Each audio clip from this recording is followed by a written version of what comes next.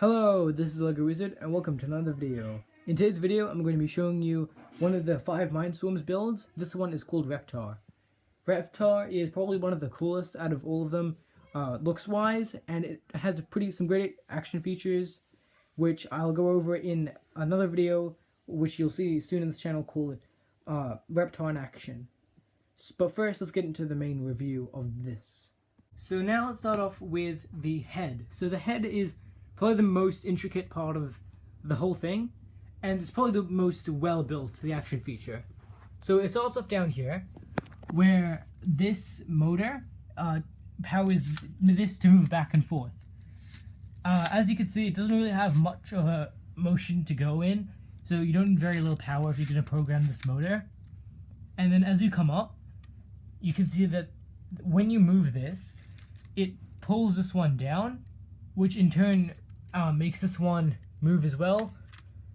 And there's a huge series of lift arms and bends, and it all ends up out here, which means that when the whole thing strikes forward ready to lunge, it'll open its mouth in this epic lunge position, which is just so well done.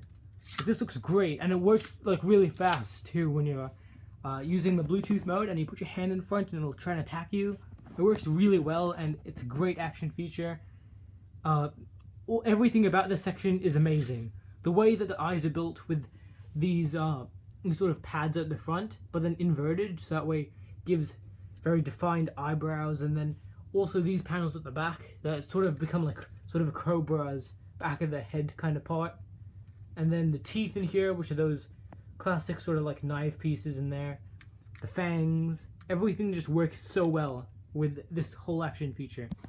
And this long cord that connects the top to the motor is actually also well concealed, because it needs to, it can't sort of mess with all this, so it needs to be really out of the way. It can't be tangled in anything.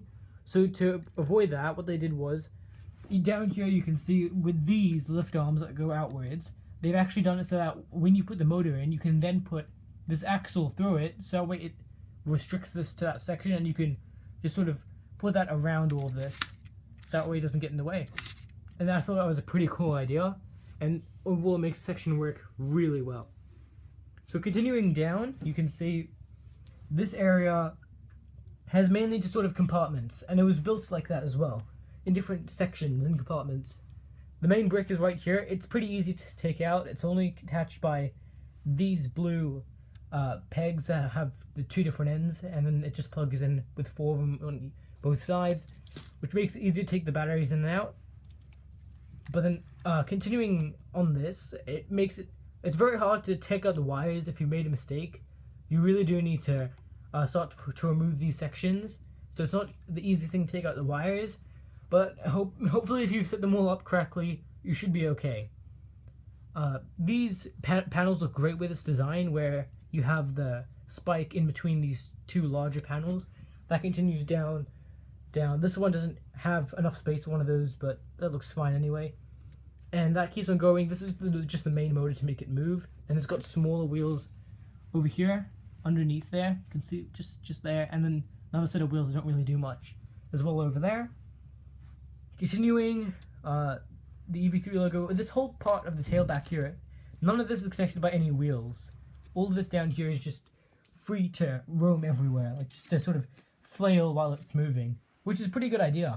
They make these universal and be able to be 360 degrees rotated, because this joint here has is able to be tilted up and down, and then this one can also be rotated up and down, can be moved using this joint, and then there's got 2 of those, so it makes it able to get some really cool poses, be able to drag around the floor. It's really cool. Then back here, it's got just a couple more of these sort of tooth pieces, and it finishes up with another of those spike pieces as a tail. And that's pretty much the basic design of it. It is probably the biggest of all the Mindstorms, not height-wise, of course. I think Everstorm definitely takes the cake for that one, but it works pretty well. All the wires are pretty short, so it keeps most of the attention to the large head and the neck, and it really helps to keep it an animalistic flow. So this thing is huge. It is super long.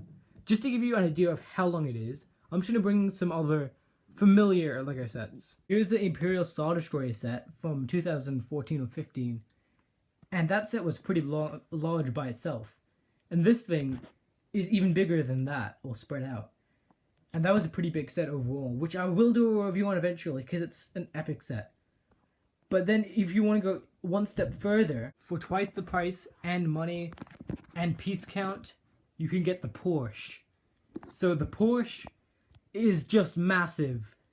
And even compared to this, which is mainly just skeletal, it's still longer, and it's huge. It's really hard to show how long it is, and I didn't expect it to be this long. I'll bring in a minifig as well to show you. Here's Han Solo from the Hoth Attack set a few years back, just the first minifig I could pick up. Put him down next to the Porsche right here. Look at that. It's tiny, and it's just so huge, all the others too. You can really see that this snake is just massive. It completely stands out in pretty much everything else, and it's really hard to display overall. It would probably take up a whole shelf. It's probably longer than all of Brick Plaza. In fact, let's test that out right now. So as you can see, this thing is huge. It takes up pretty much the whole street, all of the road. It's just so huge. Like, Brick Plaza is pretty big as a city overall, and this snake can barely fit from one end of the road to the other. It just puts into comparison how big this actually is. And it's a great build without a lot of detail, so like they just added a random section just to it.